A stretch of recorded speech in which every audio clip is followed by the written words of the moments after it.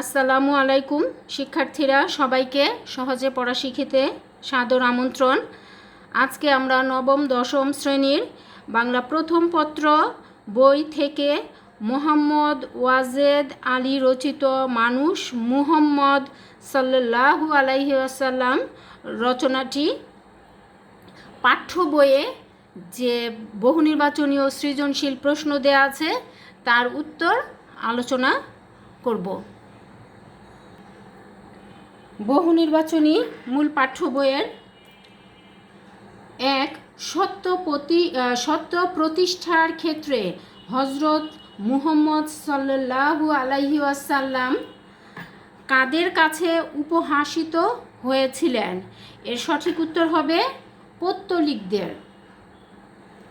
2, এদের জ্ঞান দাও প্রভু, এদের ক্ষমা করো। এই উক্তিটিতে হজরত মুহাম্মদ সাল্লাল্লাহু আলাইহি ইসলামের কোন গুণটি প্রকাশ পেয়েছে?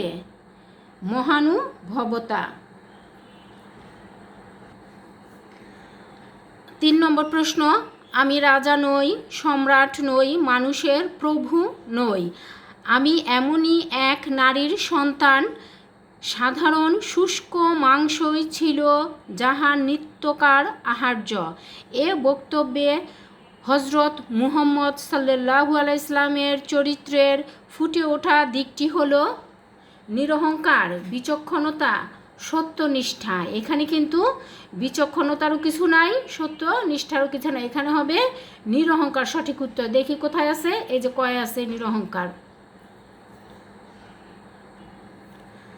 4 নম্বর প্রশ্ন, এখানে বলছে যে উদ্দীপকে প্রতিফলিত, ওই যে 3-এর আগে আমরা যেটা উদ্দীপকটা দেখেছি সেখানে উদ্দীপকে প্রতিফলিত বিষয়টির সঙ্গে সাদৃশ্য রয়েছে কোনটির? একটি মাত্র পিরান কাচিয়া শুকায়নি তাহা বলে রৌদ্রে ধরিয়া বসিয়া আছে গো খলিফা আঙিনা তলে। এখানে কিন্তু ওই যে আমাদের যে উদ্দীপক তার সাথে এই কয়ের কথাটাই মিল আছে। তারপরে পরের কথাগুলো আমি পড়ি। তুমি নির্ভীক এক খোদা ছাড়া করণিক কারে ভয়, সত্যব্রত তোমায় তাই তো সবে উদ্যত কয়। গয়ের উষ্ট্রের রশি ধরিয়া অগ্রে তুমি উঠে বসো উঠে, তপ্ত বালুতে চলিল যে চরণে রক্ত উঠিছে ফুটে।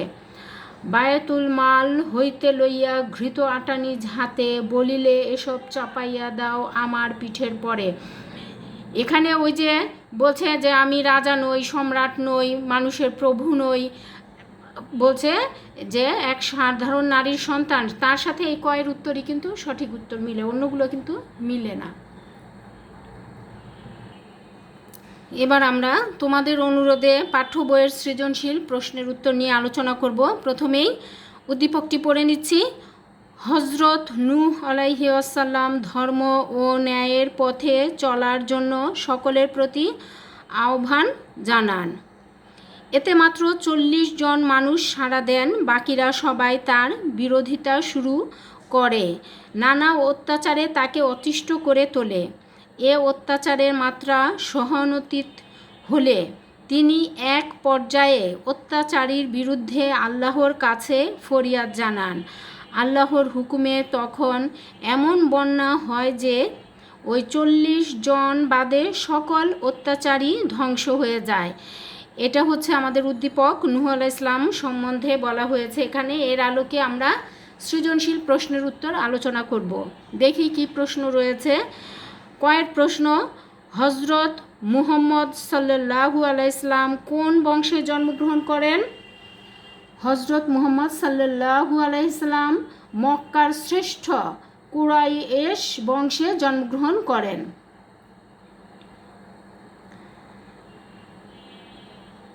খ নম্বর প্রশ্ন, সুমহান প্রতিশোধ বলতে কি বোঝায়? পরাজিত মক্কাবাসীকে ক্ষমা করে হজরত মুহাম্মদ সাল্লাল্লাহু আলাইহি ওয়াসাল্লাম দৃষ্টান্ত রেখেছিলেন, তাকেই সুমহান প্রতিশোধ বলা হয়েছে। মোহাম্মদ ওয়াজেদ আলী রচিত মানুষ মুহাম্মদ সাল্লাল্লাহু আলাইহি ইসলাম প্রবন্ধে হজরত মুহাম্মদ সাল্লাল্লাহু আলাইহি ইসলামের অনেকগুলো মানবীয় গুণাবলীর মধ্যে একটি হলো ক্ষমাশীলতা।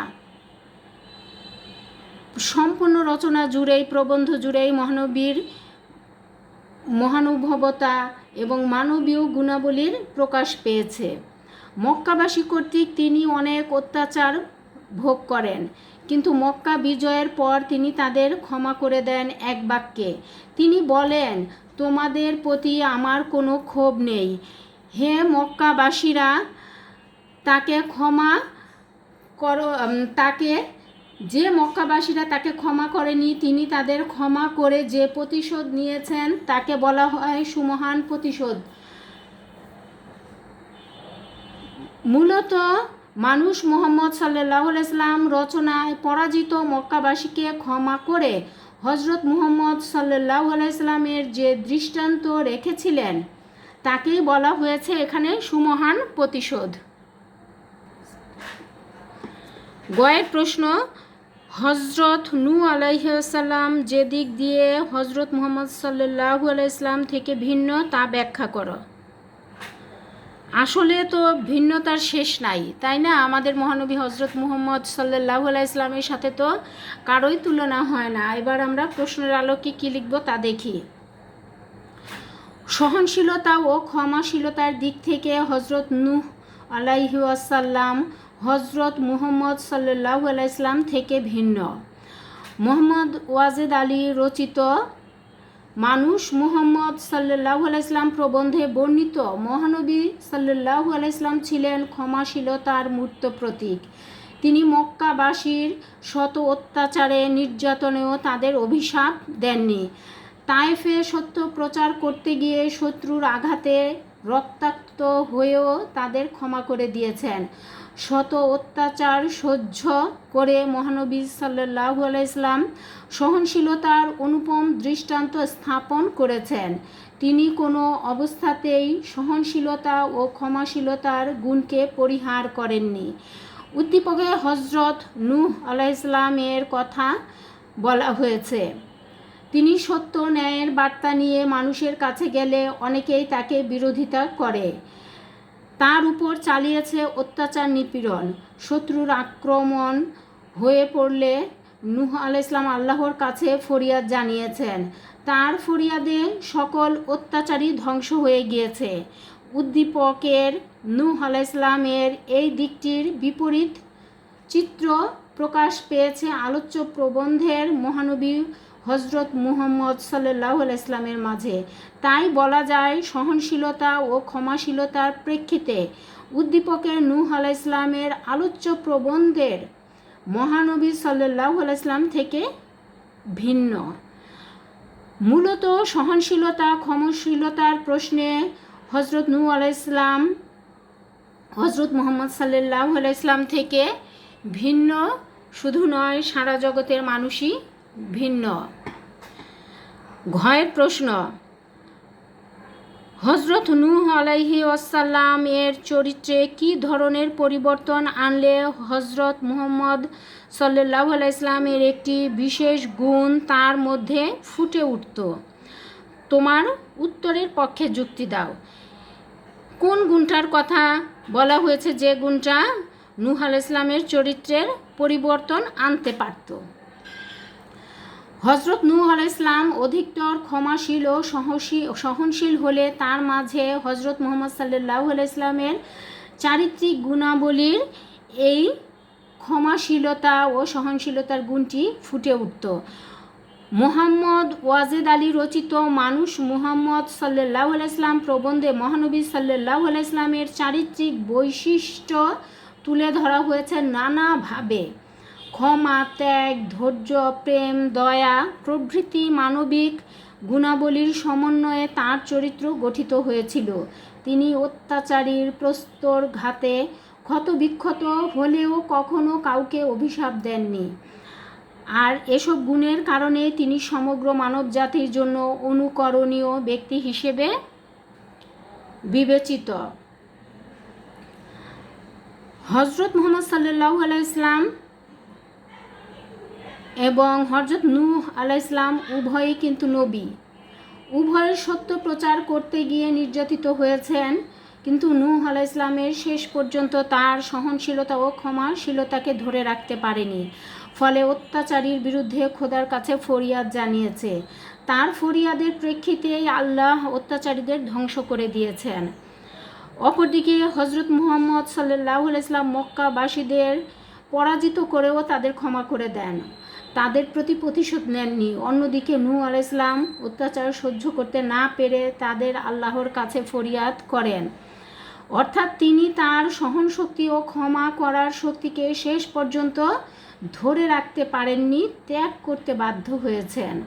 ক্ষমাশীলতা ও সহনশীলতা ছিল হজরত মুহাম্মদ সাল্লাল্লাহু আলাইহি ওয়াসাল্লামের চরিত্রের অন্যতম প্রধান বৈশিষ্ট্য, যা নূহ আলাইহিস সালামের চরিত্রে কিছুটা কম ছিল। তাই হজরত নূহ আলাইহিস সালামের চরিত্রে আরও ক্ষমাশীলতা ও সহনশীলতা যুক্ত হলে হজরত মুহাম্মদ সাল্লাল্লাহু আলাইহি ওয়াসাল্লামের অসীম ক্ষমাশীলতা ও সহনশীলতার বিশেষ গুণ তার মধ্যে ফুটে উঠত।